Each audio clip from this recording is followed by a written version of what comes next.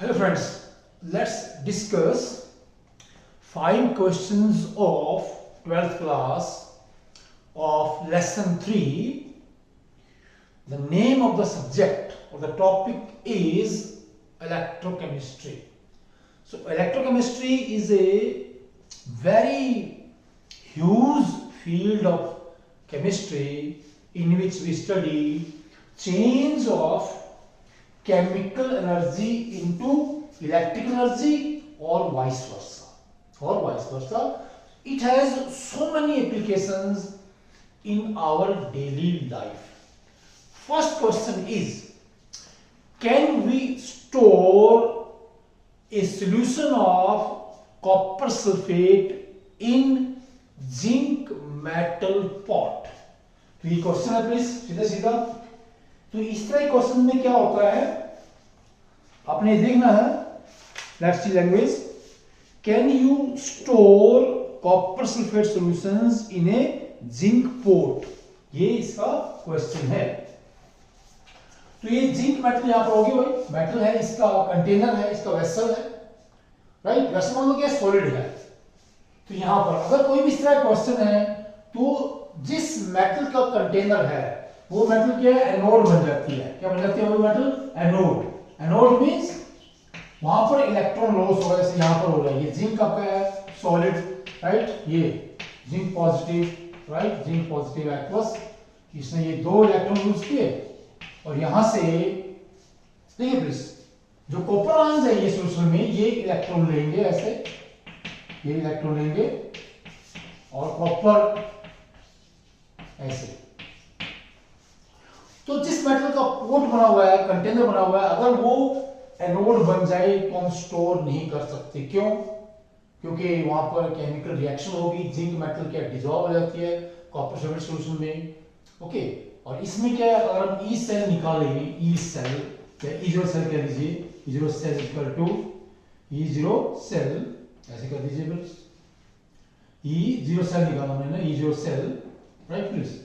तो E0 cathode minus E0 anode होता है फार्मूला इसका। यहाँ पर हम जानते हैं कि एनोड जिंक है यहाँ पर, राइट, और कैथोड क्या कॉपर है।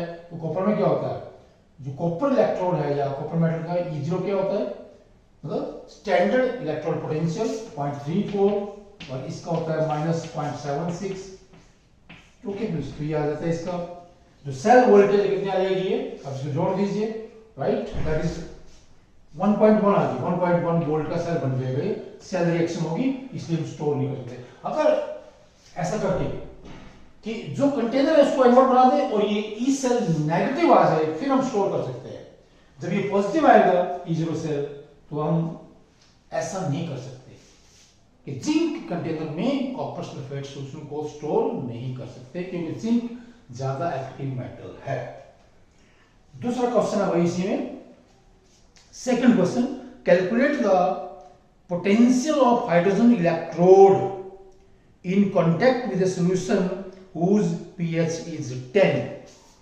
देखिए प्लीज, यहां पर हमने एक हाइड्रोजन इलेक्ट्रोड बनाया, उसमें H आयंस है, H आयंस की जो pH है वो 10 है, ठीक है। तो ये हमारे पास इसमें आपका ये वेसल है, इसमें सॉल्यूशन है, इसमें H पॉजिटिव आयन चाहिए, ठीक है। यहां पर हम क्या बना देंगे, हाइड्रोजन गैस इलेक्ट्रोड बना देंगे। तो इसका स्टैंडर्ड इलेक्ट्रोड पोटेंशियल कितना होगा इस हाइड्रोजन इलेक्ट्रोड का, ये हमने निकालना है। तो यहां पर हम नर्स्ट इक्वेशन का यूज करेंगे प्लीज। उस इक्वेशन से क्या है, this electrode potential of any electrode, जैसे हमारे पास ये इलेक्ट्रोड है, अभी हमें इसका निकालना है, इक्वल टू E0 माइनस किसका, E0 क्या है, जो भी आपका इलेक्ट्रोड है उसका स्टैंडर्ड इलेक्ट्रोड पोटेंशियल, जैसे आपका हाइड्रोजन का है, माइनस कर देंगे से minus 0.0591 over n log 1 over H positive, ऐसे है ये नॉन्स्ट इक्वेशन है भाई, नॉन्स्ट इक्वेशन। तो आप जानते हैं कि स्टैंडर्ड हाइड्रोजन गैस इलेक्ट्रोड का E0 0 होता है, क्या हम लिख देंगे, सो 0 माइनस यह है 0.05 0.591/n। देखिए प्लीज, यहां से अगर हम pH की डेफिनेशन ले, pH, तो pH क्या होता है भाई? pH इक्वल टू, ये डेफिनेशन है, minus log of hydrogen ion concentration होता है, ये H पॉजिटिव आयन कंसेंट्रेशन ही है, ये इसका फार्मूला है। और देखिए प्लीज, ये 10 यहां पर दिया गया है, अगर इसको ऊपर ले जाए यहां से, तो ये क्या बन जाएगा? Is equal to, right, minus, ये माइनस ऊपर जाएगा, -1, थोड़ा इसको रब कर देते हैं प्लीज। यहां पर देखिए, ये का फार्मूला आ रहा है यहां से, तो pH इक्वल टू क्या हो जाएगा? ये log 1/H पॉजिटिव आयन, और इसकी वैल्यू यहां पर 10 दी गई है। क्या वैल्यू दी गई भाई? 10 है इसकी वैल्यू। यहां पर तो इसकी वैल्यू 10 है, यह आ जाएगा गुणा में 10, और ये जो हाइड्रोजन गैस इलेक्ट्रोड है, इसके हम अगर रिडक्शन रिएक्शन लिखें तो उसमें n की वैल्यू 1 आएगी। लिख देते हैं अब रिएक्शन इसकी, that is your H positive ion aqueous plus electron is equal to 1/2 H2 gas.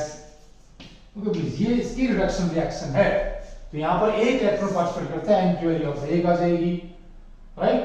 और कितना आ जाएगा?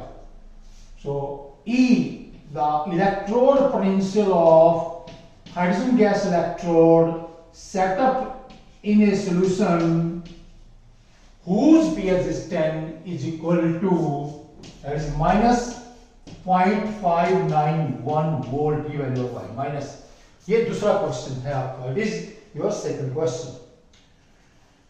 Now third question, why does the conductivity of a solution decreases with dilution? किसी सॉल्यूशन को डाइल्यूट करने पर उसकी कंडक्टिविटी क्यों घट जाती है? ये क्वेश्चन है। किसी भी सॉल्यूशन को डाइल्यूट करने पर उसकी कंडक्टिविटी कम क्यों हो जाती है? This is very very important. Okay please, इसको देखेंगे यहां पर। पहले देखते हैं कि कंडक्टेंस क्या होता है। कंडक्टेंस किसी भी सॉल्यूशन का होता है the extent to which current can pass through a solution, कि किसी सॉल्यूशन में से जितना ज्यादा करंट पास होता है उसकी कंडक्टेंस उतनी ही ज्यादा होती है। And conductance of a solution depends on, conductance को डिपेंड करता है भाई ये number of ions, proportional to number of ions, और दूसरा होता है वॉल्यूम ऑफ सॉल्यूशन। ये दो फैक्टर्स होते हैं भाई, proportional to volume of solution. हमारा क्वेश्चन क्या है? कंडक्टिविटी क्या होती है भाई? Conductance of 1 ml solution, again proportional to number of ions of electrolytes, कोई भी आयन जो होगा पर, ठीक है, in 1 ml solution, 1 ml solution. जितने ज्यादा आयंस होंगे कंडक्टिविटी ज्यादा होगी, आयंस कम हो जाएंगे तो कंडक्टिविटी कम हो जाती है। कंडक्टिविटी क्या है? Conductance of 1 ml of any solution. ठीक है प्लीज, जब किसी सॉल्यूशन को डाइल्यूट करते हैं, उसका वॉल्यूम बढ़ा देते हैं, the number of ions present in 1 ml solution decreases. On diluting A solution, the number of ions present in its unit volume decreases, so conductivity decreases। क्योंकि लिखा है यहाँ पर कि conductivity of any solution is proportional to number of ions present in 1 ml of that solution, and with dilution number of ions per ml decreases, conductivity decreases। तो ये आपका था तीसरा क्वेश्चन। अब आता है चौथा क्वेश्चन। हमारे पास क्या होता है भाई? फ्यूल सेल जो होते हैं, जो हम रॉकेट वगैरह में यूज करते हैं, फ्यूल सेल्स, तो उसमें हाइड्रोजन को हम एज ए फ्यूल यूज करते हैं। हाइड्रोजन गैस को, H2 गैस को एज ए फ्यूल यूज किया जाता है। एंड द क्वेश्चन इज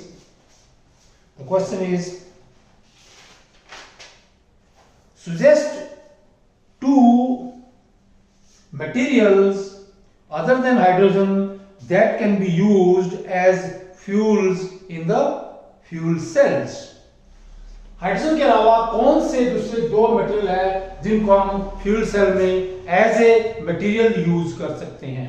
तो दो गैसेस हैं भाई, एक गैस है मीथेन, एक है methanol, that is alcohol. Okay please, fourth question था ये, it is your let's say methane gas and methanol, ये दो मटेरियल है जिनको हम हाइड्रोजन के अतिरिक्त फ्यूल सेल्स में एज ए फ्यूल प्रयोग में ला सकते हैं। अब पांचवा क्वेश्चन है, इसका है ये आपका जो सब्जेक्ट है, ये subject is electrochemistry. In the button cells widely used in watches and other devices the following reaction takes place. कि आपके जो बटन सेल्स होते हैं जिनको हम घड़ियों में यूज करते हैं, और भी बहुत से हमारे पास एपरेटस हैं जिनमें बटन सेल हम प्रयोग में लाते हैं, तो उनमें रिएक्शन क्या होती है भाई? लेट्स सी, पांचवा क्वेश्चन है भाई, ये सेल रिएक्शन है।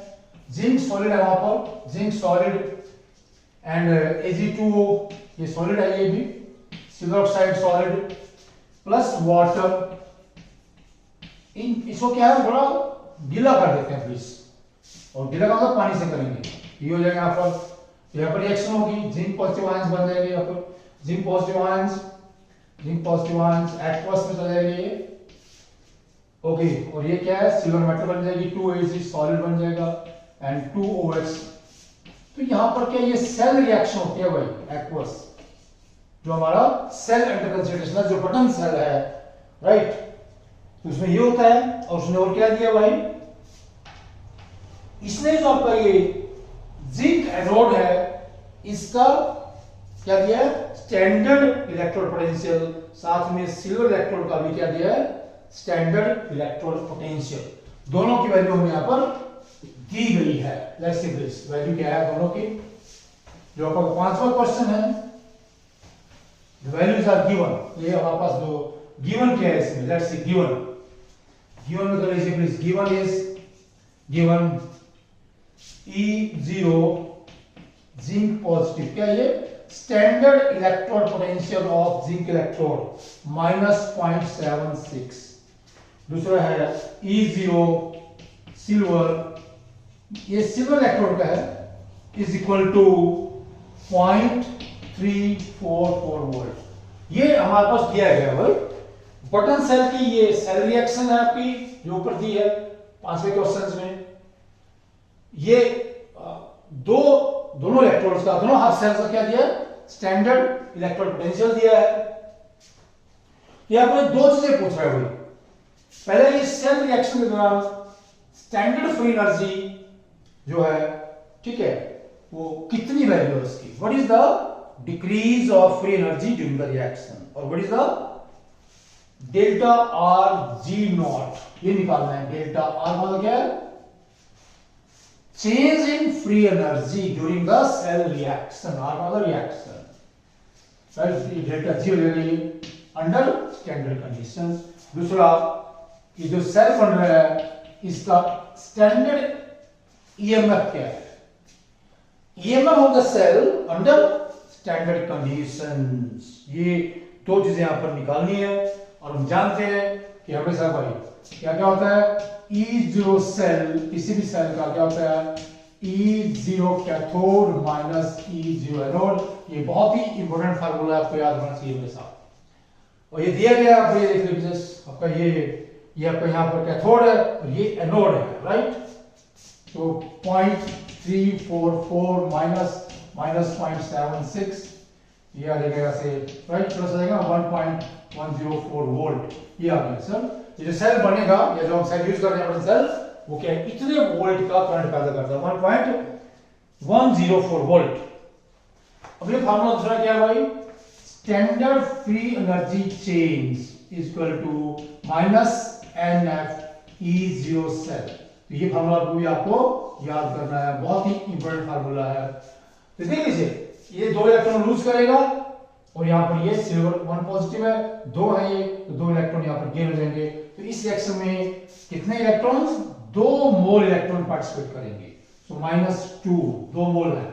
96,500 क्या है? F की वैल्यू है भाई, 500, ये F की वैल्यू होती है, ये कांस्टेंट है दोनों यहाँ पर। तो किसी भी सेल रिएक्शन के दौरान, right, the decrease in free energy is equal to the voltage produced by the cell, voltage produced, right, ये कितनी है, इनटू 1.104, राइट, वोल्ट। ये हमारे पास यूजुअल सेल था, ये फ्री एनर्जी चेंज है, ठीक है। यहां से आप इसको निकाल सकते हैं, द वैल्यू इज, ये आएगा, ठीक है, जिसको यहां पर इसके यूनिट है आपके पास, यूनिट क्या है, जो फ्री एनर्जी चेंज है वो जूल में आएगा, यहां पर किसमें आएगा, जूल में आएगा। 2.13 minus 2.13 into 10 power 5 joule, 5 joule, देखिए प्लीज, तो एक तरह से क्या है, 2.13 into 10 power 5 जूल जो हमारे पास एनर्जी है, राइट, इस सेल रिएक्शन के दौरान वो इलेक्ट्रिकल एनर्जी में कन्वर्ट हो जाती है। तो किसी भी सेल के लिए, ठीक है, किसी सेल के लिए ये हम क्या निकालते हैं, डेल्टा H नॉट निकालते हैं ऐसे, ठीक है, डेल्टा H नॉट निकालते हैं, डेल्टा S नॉट निकालते हैं, डेल्टा G नॉट निकालते हैं। तो सेल के लिए क्या मतलब, जो सेल रिएक्शन है, जो रेडॉक्स रिएक्शन है, उसके दौरान कितना एंथैल्पी चेंज हुआ, कितना एंट्रोपी चेंज हुआ, कितना फ्री एनर्जी चेंज हुआ, इस तरह की जो कैलकुलेशंस हैं या इस तरह के जो रिलेशनशिप्स हैं हमारे पास, क्या बोलता है भाई, thermodynamics of a chemical cell, क्या बोलते हैं इसको, थर्मोडायनेमिक्स ऑफ ए, और ये नर्स्ट इक्वेशन और दूसरे कई फार्मूलाज हम यूज करते हैं इसके लिए, और इस तरह से क्या इसमें बहुत से न्यूमेरिकल्स सॉल्व कर सकते हैं। ओके प्लीज, थैंक्स, नमस्कार।